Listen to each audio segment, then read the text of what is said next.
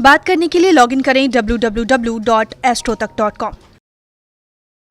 नमस्कार, बहुत स्वागत है आपका और मैं हूं आपके साथ शैलेंद्र पांडे। होलिका दहन का जो पर्व है वो एक ऐसा पर्व है जब होलिका की अग्नि में आप अपनी सारी मुश्किलों को जला सकते हैं, अपने पिछले वर्ष की सारी निगेटिव चीजों को, सारी नकारात्मक चीजों को समाप्त कर सकते हैं।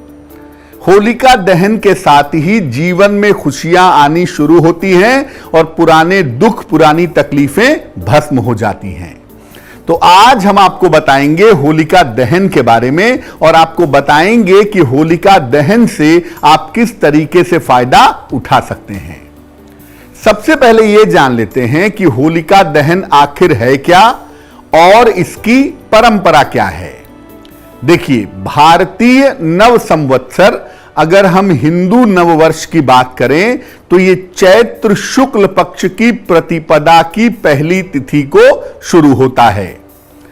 इसके आगमन के पहले पुराने संवत्सर को यानी पुराने साल को विदाई दी जाती है और पुराने साल को समाप्त करने के लिए होलिका दहन किया जाता है।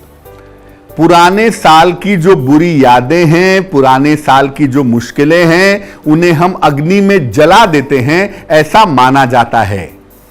इस संवत को जलाने को कहीं कहीं संवत जलाना भी कहते हैं, कुछ लोग इसको सम्मत भी कहते हैं, लेकिन यह है बेसिकली पुराने साल की बुरी यादों को जलाने का मामला।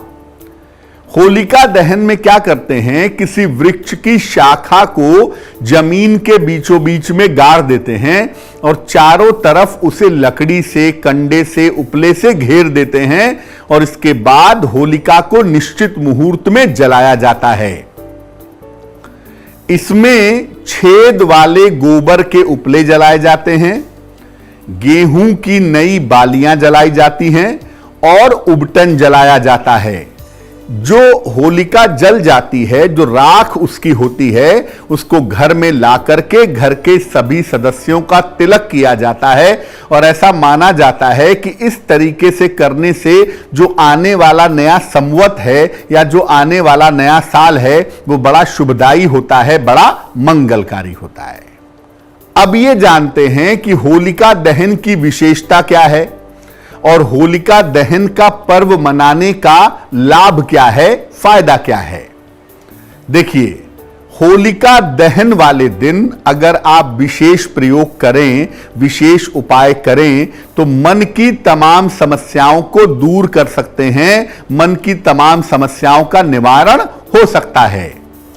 रोगों से छुटकारा मिल सकता है, बीमारियों से छुटकारा मिल सकता है और विरोधी अगर बहुत हैं आपके, शत्रु बहुत हैं आपके, तो इनकी समस्या से भी निजात मिल जाती है। आर्थिक बाधाओं से राहत मिलने के संकेत भी होते हैं, यानी पैसे रुपए की अगर कोई मुश्किल है तो वो मुश्किल भी निश्चित रूप से आपकी दूर हो जाती है। होलिका दहन किया जाता है बेसिकली फाल्गुन शुक्ल पूर्णिमा के दिन और इस दिन अगर आप ईश्वर की कृपा पाना चाहते हैं तो पूर्णिमा तिथि होने की वजह से आप ईश्वर की कृपा भी आसानी से पा सकते हैं।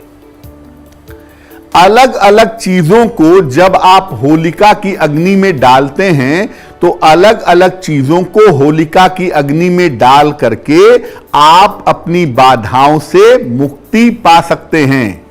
होलिका की अग्नि में कोई सरसों डालता है, कोई नारियल डालता है, कोई कपूर डालता है, यानी जिस तरह की आपकी मनोकामनाएं हैं उस मनोकामना के हिसाब से आप होलिका की अग्नि में अलग अलग चीजों को डाल करके अपनी मनोकामनाओं को पूरा कर सकते हैं। अब ये जानते हैं कि होलिका दहन के दिन करेंगे क्या, कैसे इस पर्व को मनाया जाएगा, क्या तरीका होगा, क्या सिस्टम होगा। जब होलिका दहन शुरू हो जाए, जब अग्नि प्रज्वलित हो जाए, आग शुरू हो जाए, तब वहां पर जाना चाहिए। इसके बाद अग्नि को प्रणाम करें हाथ जोड़ करके और भूमि पर जो होलिका जहां जल रही है उसके सामने की जमीन पर थोड़ा सा जल डालें। इसके बाद अग्नि में गेहूं की बालियां गोबर के उपले और काले तिल के दाने डालने चाहिए। ये डालने के बाद हाथ में पानी का पात्र लेकर के या मुट्ठी बंद करके या हाथ जोड़ करके अग्नि की 3 बार परिक्रमा करिए। और जब परिक्रमा 3 बार पूरी हो जाए तो अग्नि को प्रणाम करके अपनी मनोकामनाओं को कहिए। होलिका की अग्नि की राख को अपने घर पर जरूर लाइए और स्वयं का और घर के लोगों का तिलक करिए, बहुत ही शुभ रहेगा। और यह राख बड़ी चमत्कारी होती है। इस राख को, ढेर सारी राख को ले आइए और थोड़ी सी राख को आप डिबिया में इकट्ठा करके रख लीजिए।